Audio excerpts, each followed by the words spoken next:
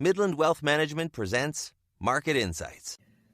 Welcome to the monthly market update from Midland Wealth Management. I am Betsy Pearson, Chief Investment Officer with Midland. I wanted to take a few minutes to give you an update on the market action in March and any future thoughts you may have. March certainly came in like a lion, with equity markets declining the first 8 days of the month.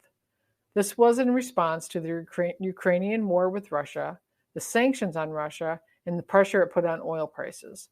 Oil prices, as measured by the WTI crude, hit an intraday peak on March 7th at $126 per barrel.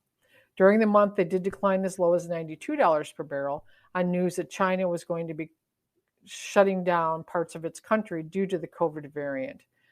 But by the end of the month, oil was back to around $100 per barrel. The fear of inflation and Fed action drove the equity market, especially the international and emerging markets, lower. The closure of the Russian investment exchanges led to significant declines in Russian bond and stock prices, with the majority of Russian stocks that are being held in mutual funds and ETFs being marked to zero, as there was no ability to trade them. As oil prices fell and stabilized, equity markets rebounded, and the domestic stock markets ended on a positive note for the month of March.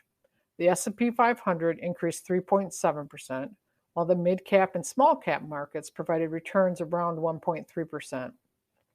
The developed international market recovered from its lows earlier in the month, but basically had a flat return, while emerging markets made a great recovery, but still was down 2.26% during the month. All markets continue to have negative returns for the year to date through March 31st. Interest rates continue to increase in the 2 to 30-year part of the yield curve, with the 2-year increasing almost 1%, while the 10-year increased about 0.5%. As bond prices go down, as yields go up, leading to negative returns. So with this market action, there were negative returns in the intermediate and long-term parts of the market. The major bond index, as measured by the Bloomberg aggregate, was down 2.78% during the month and has declined almost 6% for the year. It has been a painful time to be a bond investor, but unless the Fed needs to be more aggressive than what is built in the market, the worst of the bond market sell-off may be behind us. During the month, the Federal Reserve made their first move to increase short-term rates by raising the overnight rate for banks to 0.25%, or 25 basis points.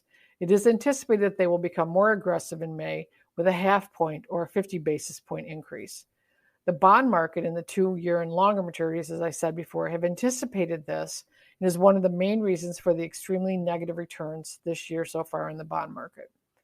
Volatility in the market has certainly increased this year, and we believe that this will continue with much uncertainty surrounding Ukraine, inflation, and let us not forget we have midterm elections coming up in November, which tend to cause some disruption.